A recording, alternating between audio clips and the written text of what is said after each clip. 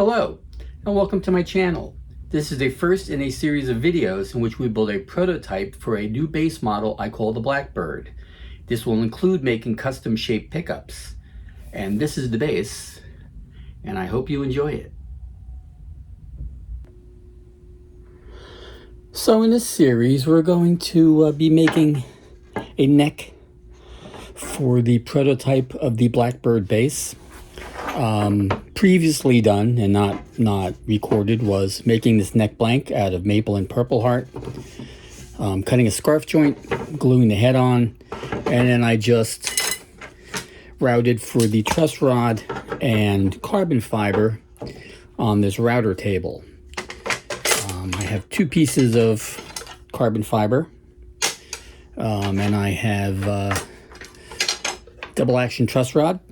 Pretty typical stuff, and the fretboard is made from Richlite, which is a new thing I'm trying out here. So now we're going to glue the fretboard on. This is the first iteration of a fretboard tapering jig I recently made. I have since added a handle. To use it, draw your center line and measure the width at the nut and the last fret. Draw lines to connect those points and line up those lines on the fretboard with the edge of the jig and clamp it down. Then run the jig along the table saw fence to cut the taper. Repeat for the other side. The handle made it a lot safer and less scarier.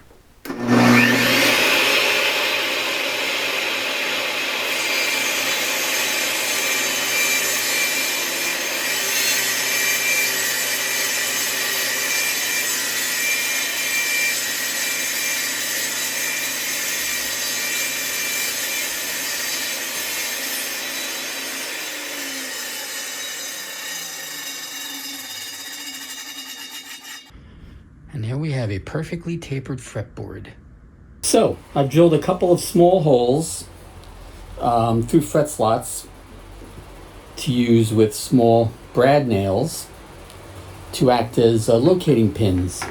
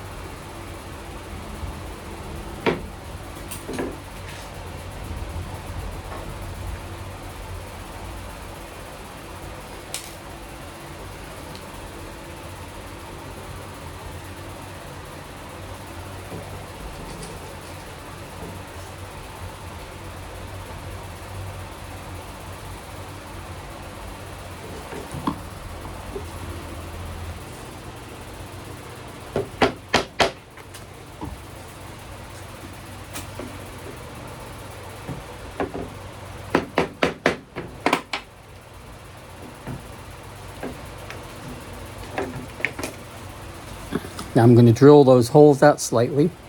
Next up, we got to sand the bottom of this fretboard. I'm using 220 for good glue adhesion.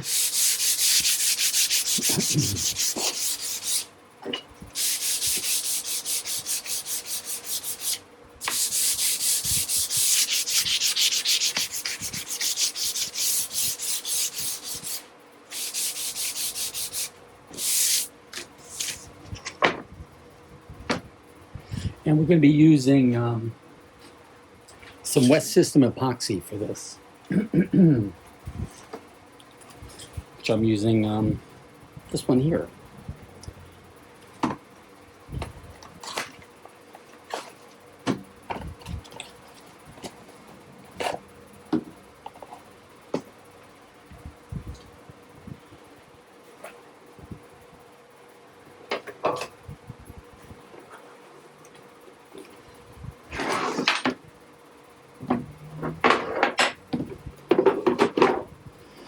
Got a little digital scale.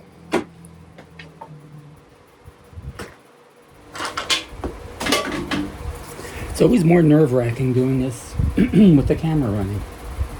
So this is a 2-to-1 ratio. Be sure to scale's not going to shut itself off.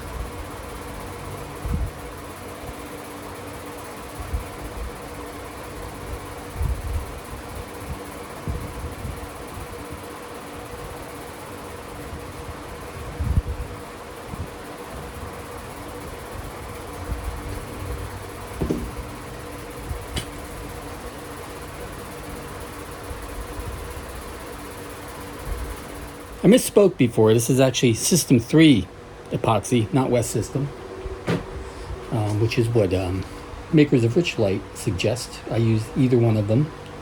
So I'm going to get some glue down in for the carbon fiber strips. First, they're going to be glued down with the fretboard, so it probably doesn't matter that much, but I like to glue them in. I don't think you want them moving around. That's not good for anybody.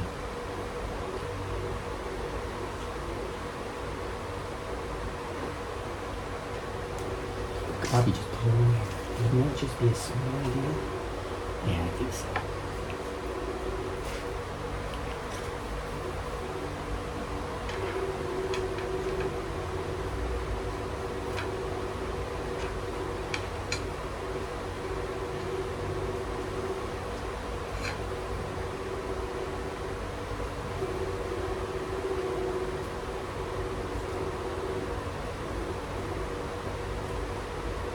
Those are pretty tight slots anyway.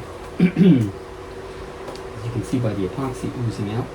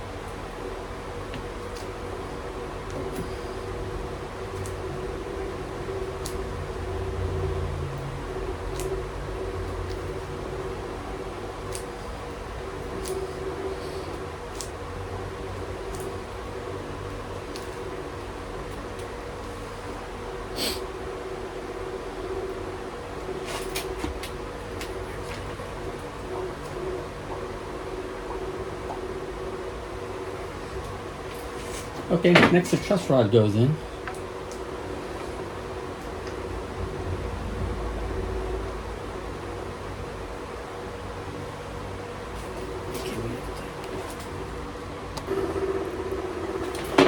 What I do for truss rods after I put the truss rod in to stop glue from getting into the truss rod is I use this Scotch Magic tape, the kind you use for paper.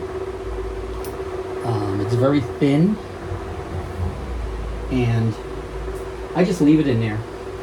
I don't peel it off after I put the tape down because it's very thin.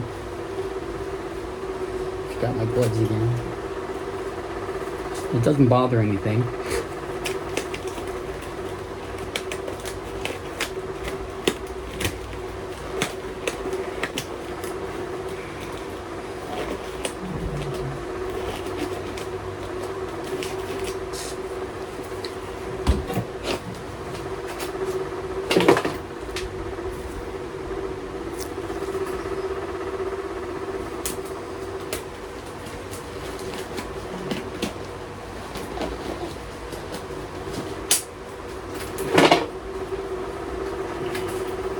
Now we're going to put some epoxy down. Always wear your gloves. If they're purple, that's even better.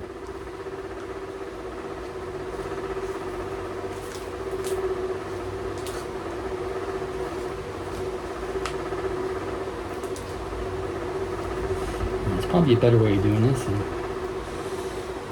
I was ill prepared.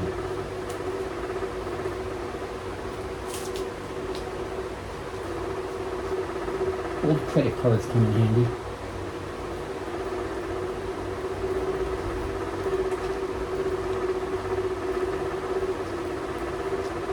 I may need to mix up some more, which happens.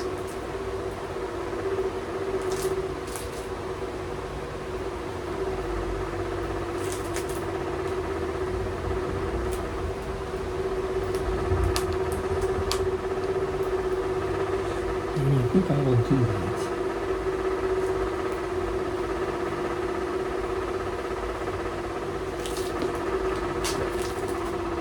Always important to thoroughly stir your epoxy.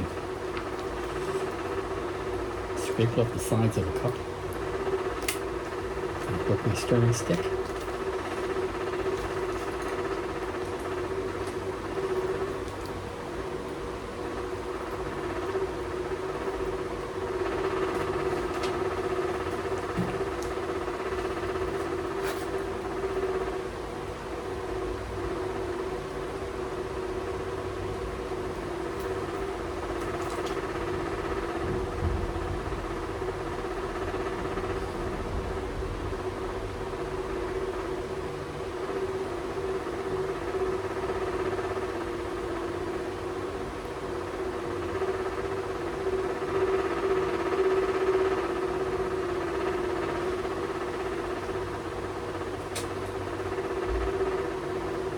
I once glued an entire base together with this G3 epoxy, which was a total mess, but came out really well.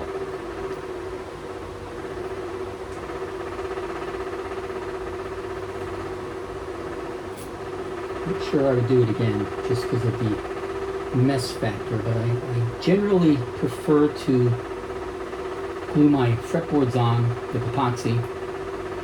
It prevents getting any kind of water into the wood. You want your fretboard to be nice and flat.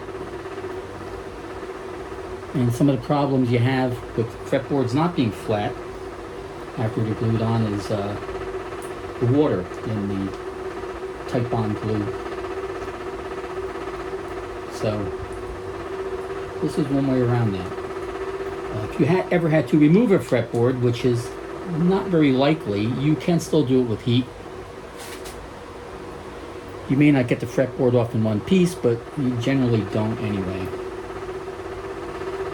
And removing a fretboard is not a trivial operation to begin with. So, you know.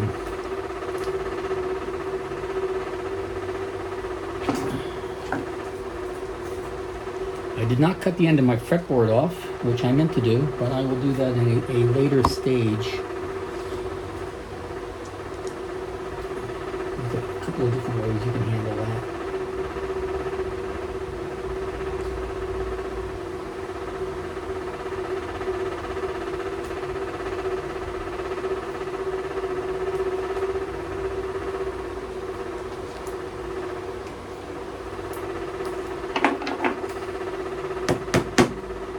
Some people use wooden sticks, toothpicks or whatever, for putting for registration pins. You can do that. But the brad nails pull out easy enough. This is a paper towel with some isopropyl alcohol, which is for cleaning up the epoxy.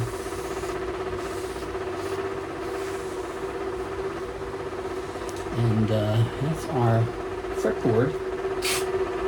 I'm going to clamp it down. I can't find my usual piece of wood that I use, so I'm going to have to improvise. Unfortunately, these brad point nails are going to get in the way. Let me get something for the top of it. I'll use that for the bottom. A nice piece of flat MDF. And we'll use something like this.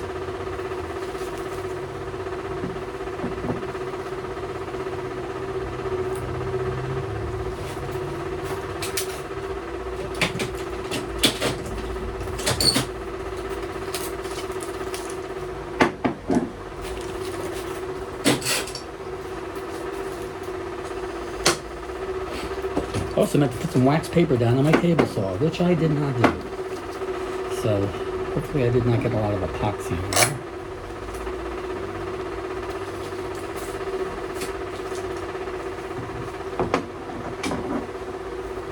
I'm unaccustomed to doing this while trying to work with a camera and everything. You know, YouTubers make it look easy. It's not easy. It's not. It's a pain in the butt. That's okay. Alrighty.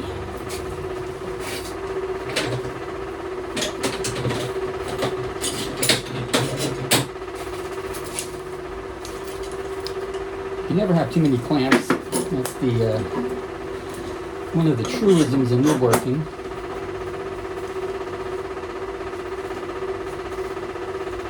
I'm clamping tight, but I'm not like clamping so tight that I may deform the wood. I don't think the Richlite is very springy. Previously, I've used phenolic fretboards, which are very similar in composition. It's basically black paper and phenolic resin. The nice thing about them is they don't change with the humidity and things. They're pretty inert. And I just kind of like the idea of using a non-wood substitute. That's all clamped up. Now I'm going to clean around with the glue. See if I find something to scrape with. Okay, now we've got some paper under the neck blank to protect the table saw while I use a scrap of MDF here to get rid of this extra epoxy. It's probably more than I needed, but it's better than not enough.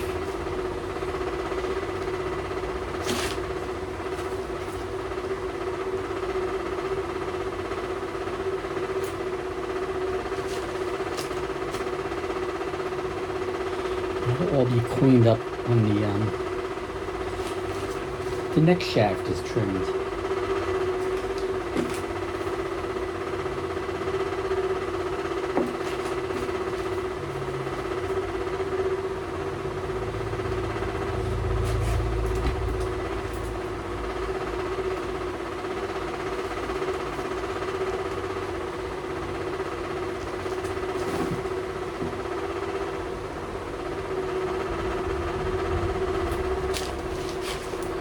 Aren't I making a mess?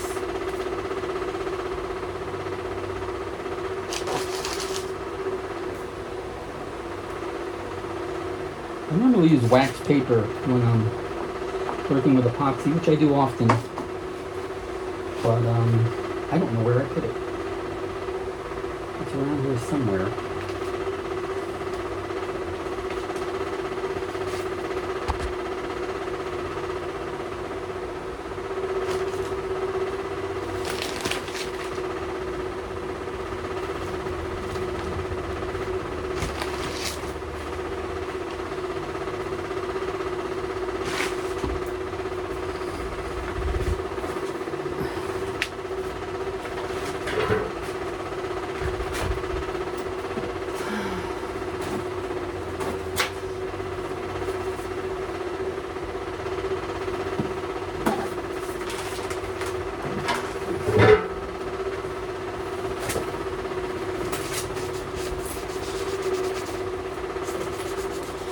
Using some more isopropyl alcohol and a paper towel just to clean it off of the edge of the fretboard before it cures. I'll probably have to clean the fret slots out.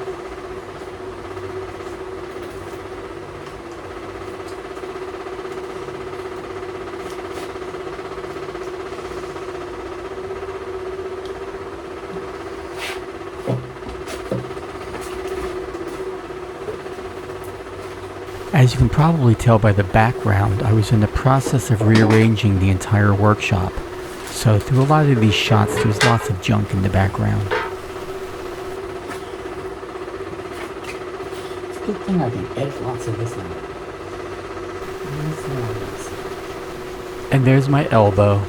Yes, it's in many shots.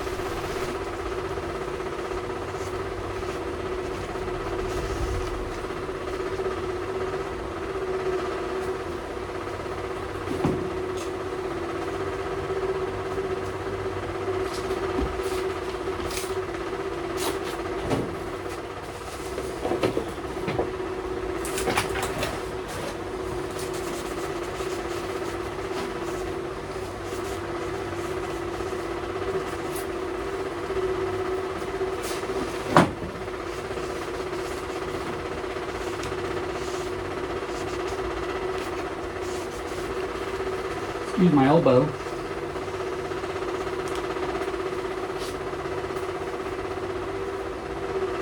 Okay. Now we're going to let that sit overnight.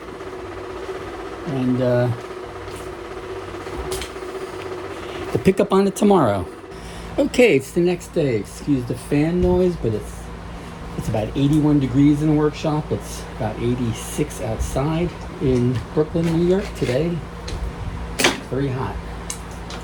But, I'm going to take this out of the clamps.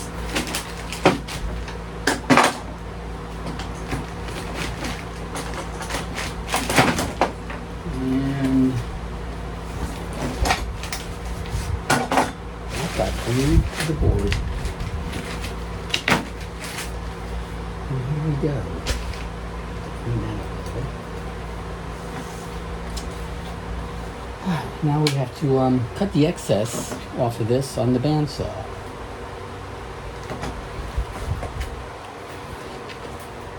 So over at the bandsaw,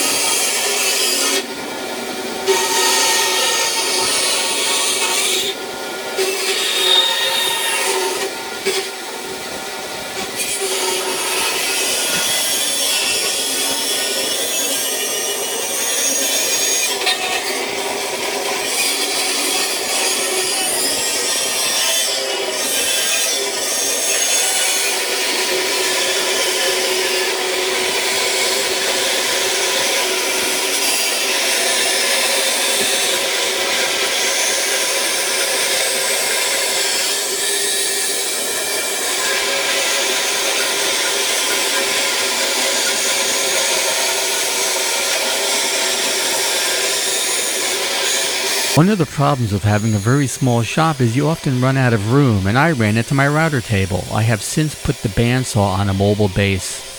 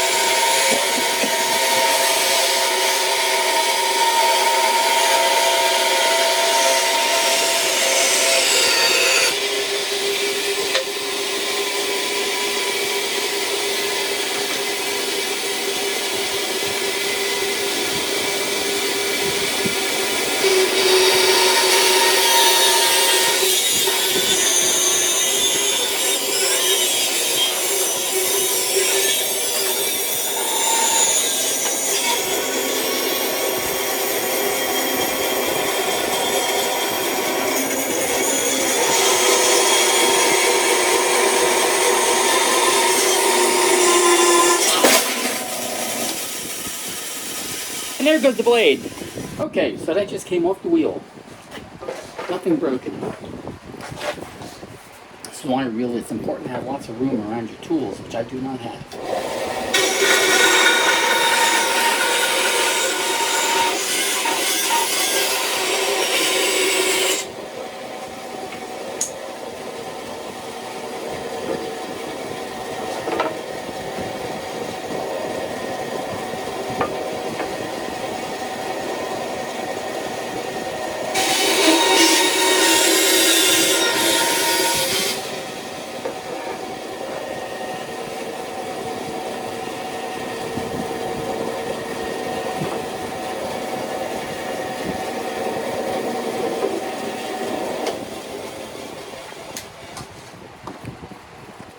So now we're at the router table,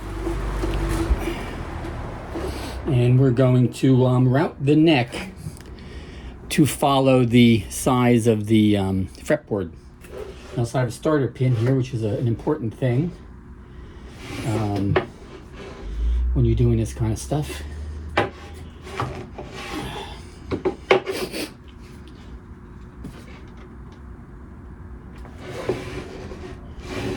Watch it when I get up there.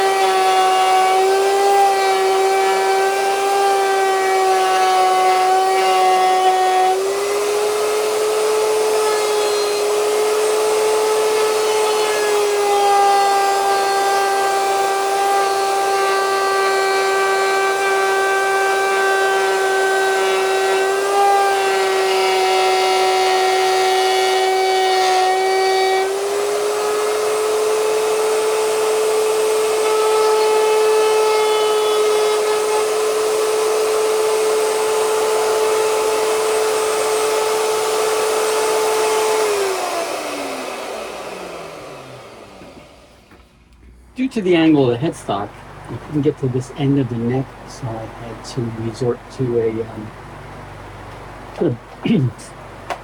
piece of wood underneath to raise it up a little.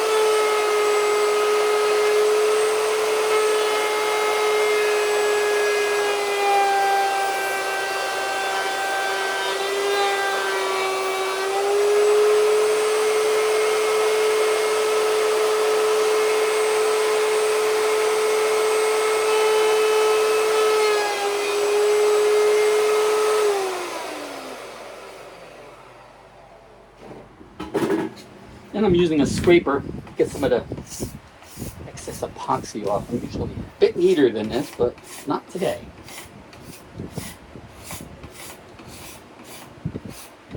A little squeeze out that somehow got all the way up here.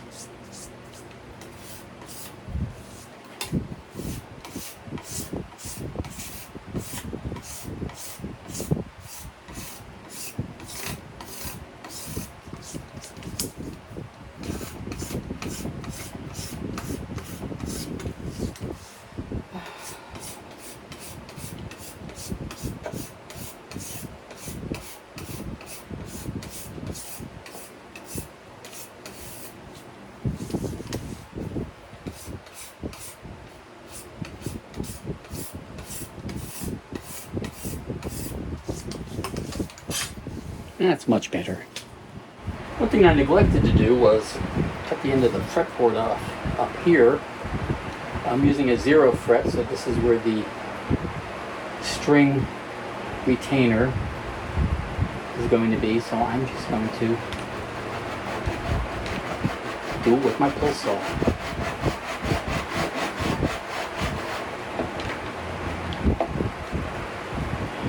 What could go wrong?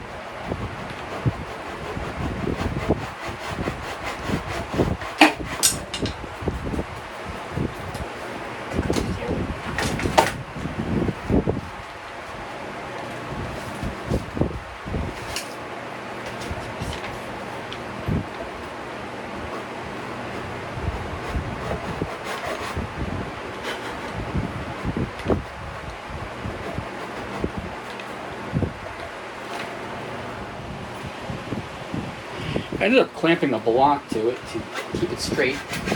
The saw gets its grip.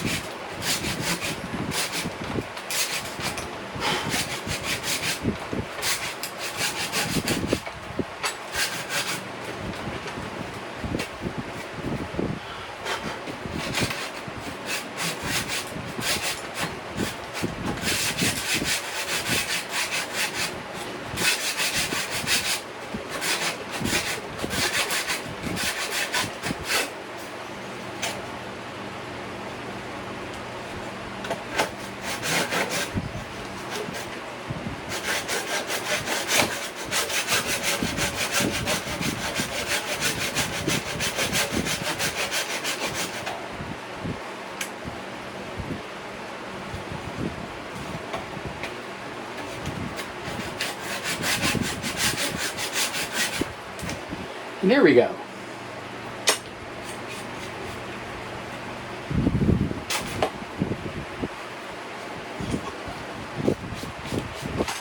Front of the headstock is getting a veneer, so a little bit of damage I just did doesn't really matter. Not the best way of doing it.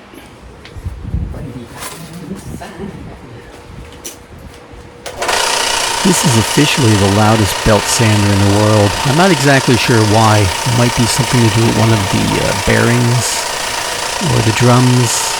I've attempted to take it apart and I just never really got around to it, but you know, I'll do that one of these days. So, after much scraping and sanding, we're at this point. You can see it's a Tisco inspired headstock. I sanded the sides on the belt sander to get them nice and smooth. And next I got to clean out the fret slots and put frets in, and then drill for the tuner holes, and then it's time to carve the neck. I hope you enjoyed this first video in the series. Next we'll be installing inlays and frets, carving the neck, and working on the body. Thanks for watching.